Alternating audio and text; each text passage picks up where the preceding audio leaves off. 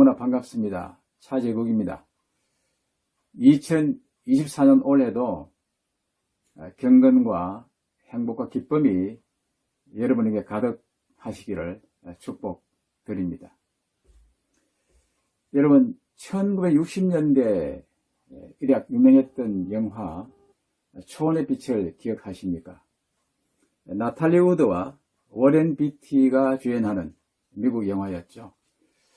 저도 한 2번 정도 보면서 감명을 크게 받았던 적이 있습니다.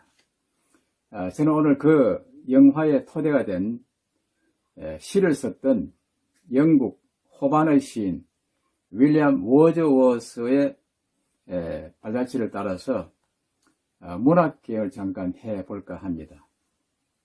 먼저 그의 시 초원의 빛 일부를 소개하겠습니다. 한때는 그렇게도 찬란했던 광채가 이제 내 눈앞에서 영원히 사라지고 아무것도 그 시절을 다시 돌이킬 수 없다 한들 것들이 초원의 빛이여 꽃의 영광이여 우리 슬퍼하기보다 차라리 뒤에 남은 것에서 힘을 찾으리. 지금까지 있었고 앞으로도 영원히 있을 근원적인 연민으로 인간의 고통에서 벗어나 생기를 찾아 마음을 다스리며 죽음을 초월한 신앙의 힘으로 지혜로운 정신을 가져다주는 세월 속에서 우리는 절대 슬퍼하지 않으며 그 속에 깊이 남겨진 오묘한 빛의 힘을 알게 되리라. 여러분, 저는 작년 7월 12일에 영국 특유의 날씨답게 그날 또 비가 부슬부슬 내리는 아침에 아내와 함께 우리가 머물렀던 장소인 켄달이라는 작은 도시에서 버스를 타고 1시간 정도 달려서 호숫가, 윈더미어 호숫가에 있는 라이덜 마운트와 도브 코티지를 방문한 적이 있습니다.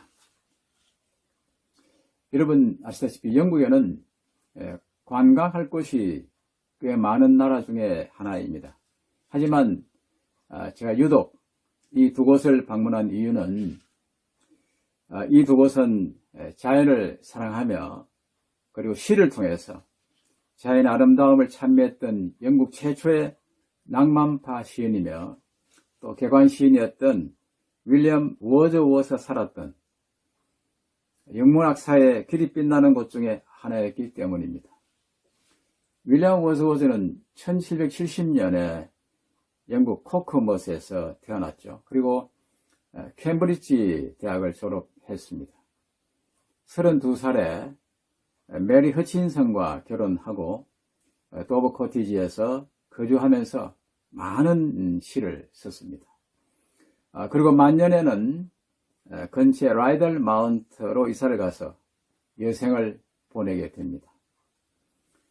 1883년에 더럼 대학교와 옥스퍼드 대학교에서 명예박사학위를 받았으며 또 빅토리아 여왕 시대인 1843년에 시인으로서는 최고의 명예인 영국 왕실이 한 명만 지명하는 개관 시인으로 임명되었습니다. 그리고 1850년에 80세의 나이로 생을 마감하였으며 그의 고향에 있는 세인트 오스왈드 교회에 안치되었습니다.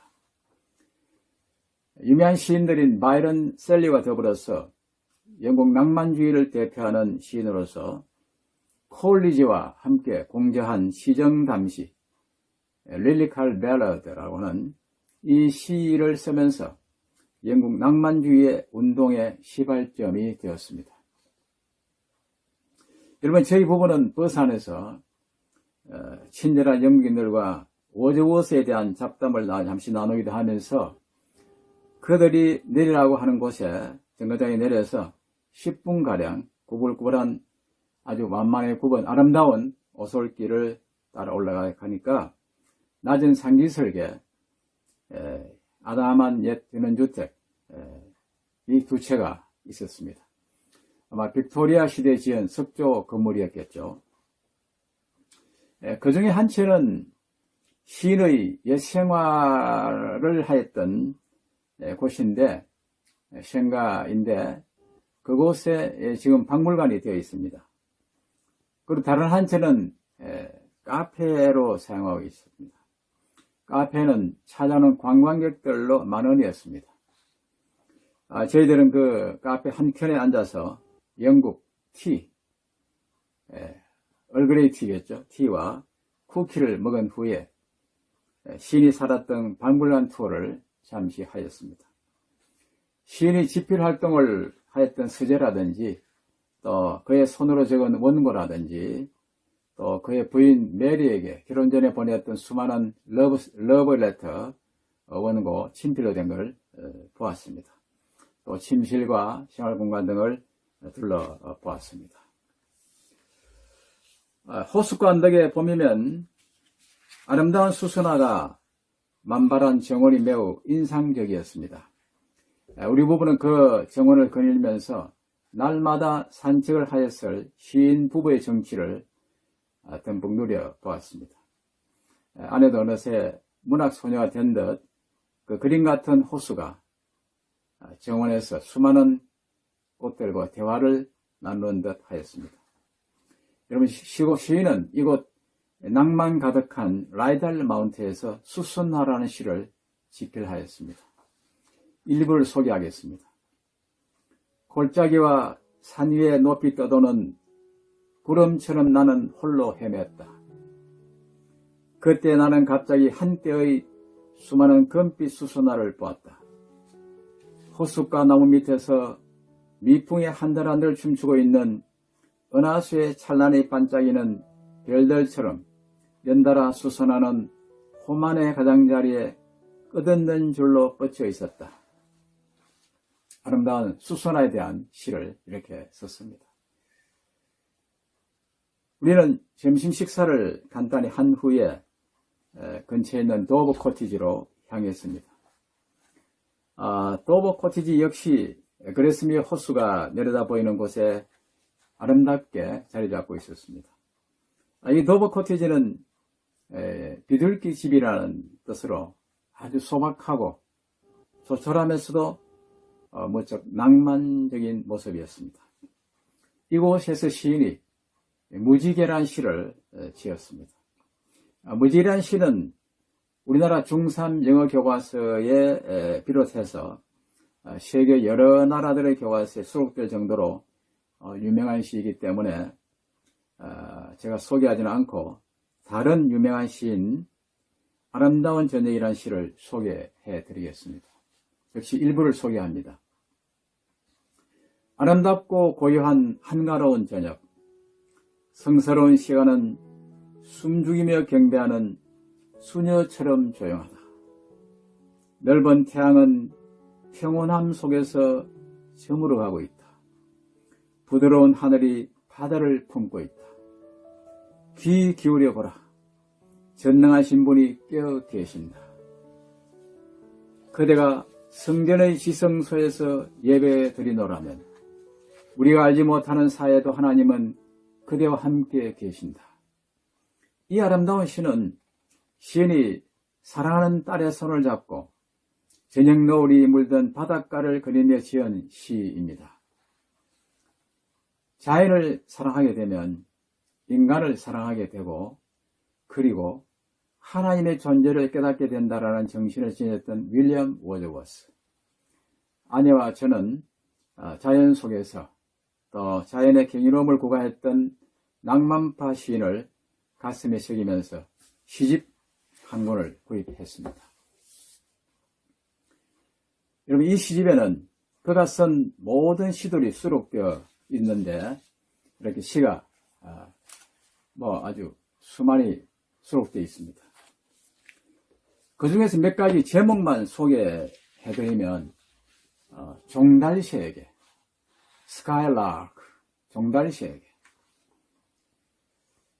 생각이 잠에 쌓여 인적 멀리 그녀는 살았다. 나는 낯선 사람들 사이에서 무지개, 외로운 추수꾼, 수선화, 아름다운 저녁, 그리고 그의 시집이 제일 앞에 나오는 여행하는 노인, Old Man Traveling.